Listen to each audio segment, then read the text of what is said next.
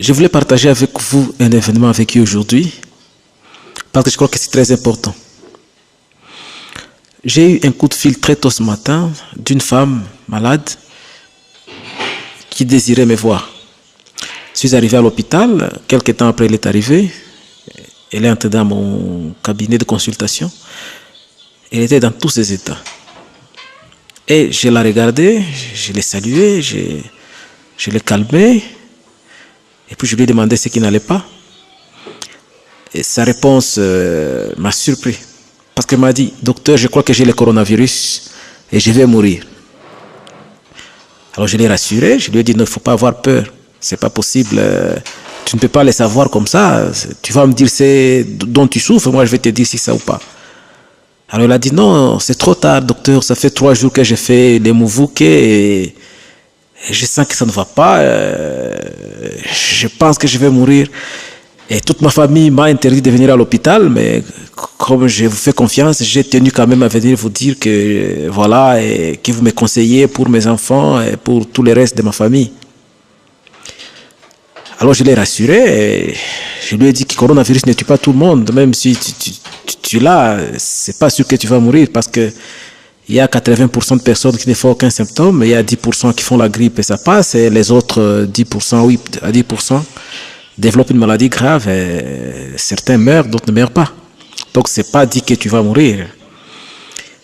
Et alors, elle a posé beaucoup de questions pour savoir si réellement il y a des gens qui ne meurent pas. Et ensuite, elle m'a demandé, est-ce que c'est vrai que quand même je ne serais pas contaminé, vous pouvez m'injecter pour que j'attrape la maladie? Je dis non, c'est pas possible. C'est pas possible. Personne n'a le coronavirus dans des seringues pour injecter aux gens. Après une bonne séance de psychothérapie, la dame s'est calmée et nous avons commencé à causer. Et dans tout ce qu'elle a présenté comme signe, il n'y avait aucun signe qui pouvait faire penser au coronavirus. Nous avons même fait un test rapide qui était négatif, donc pour la rassurer, il n'y avait rien qui pouvait faire croire au coronavirus. Et pendant qu'elle était en consultation, il y a un groupe de gens qui étaient dehors à l'hôpital, qui menaçaient, qui voulaient récupérer, qui voulaient l'empêcher au fait de consulter, parce qu'ils disaient que l'hôpital va la transférer immédiatement dans les centres de traitement, et là, on va la mettre sous une machine qui tue les gens.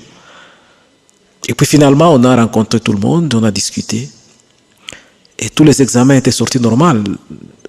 On a dû confier la femme au collègue psychologue pour qu'elle s'occupe d'elle. Et après, elle a repris ses esprits et tout a bien marché. Pourquoi je raconte cette histoire? Parce que ça explique tout ce qui se passe. Beaucoup de gens meurent dans les maisons parce qu'ils ont peur de venir dans les hôpitaux. Alors ils développent un syndrome psychique lié à la peur, lié à tout ce qu'on raconte sur le coronavirus. Ils sont attrapés d'une anxiété qui fait que finalement ils sentent tous les signes qu'on pourrait attribuer à Covid-19. Ils se mettent à prendre de l'automédication, à faire les mouvouques et finalement ils se tuent. La communauté doit comprendre qu'il n'y a pas que coronavirus comme maladie, il n'y a pas que Covid comme maladie. Les gens peuvent souffrir d'autres choses et les hôpitaux sont là pour aider, pas pour tuer. Donc on peut comprendre comment certaines personnes meurent alors qu'ils auraient pu être sauvés. Certaines personnes développent des crises d'anxiété alors qu'il n'en est rien.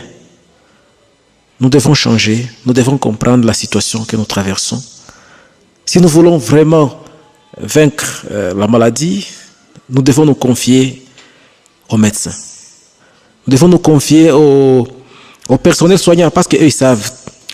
Ne cédons pas à la manipulation, parce qu'il y a des gens qui manipulent les autres. Il y a des gens qui racontent que les médecins injectent le coronavirus, que les hôpitaux mettent les gens sous des appareils qui les tuent. Non, ne cédons pas à la manipulation. Et je suis donc convaincu qu'il y a des gens qui s'intoxiquent, croyant qu'ils ont attrapé le virus, alors qu'il n'en est rien. Confions-nous au personnel soignant et acceptons que le coronavirus circule, mais que ce n'est pas la fin du monde, que ça ne tue pas tout le monde, que ça tue même peu de gens par rapport à ce qu'on croit. Parce qu'apparemment, maintenant, la plus grande maladie commence à être la psychose que le coronavirus. Et certaines personnes, pour échapper, préfèrent refuser l'existence du coronavirus et s'exposent davantage. N'ayons pas peur. Quand on vous transfère vers un centre de traitement, c'est pour vous donner plus de chances de survivre.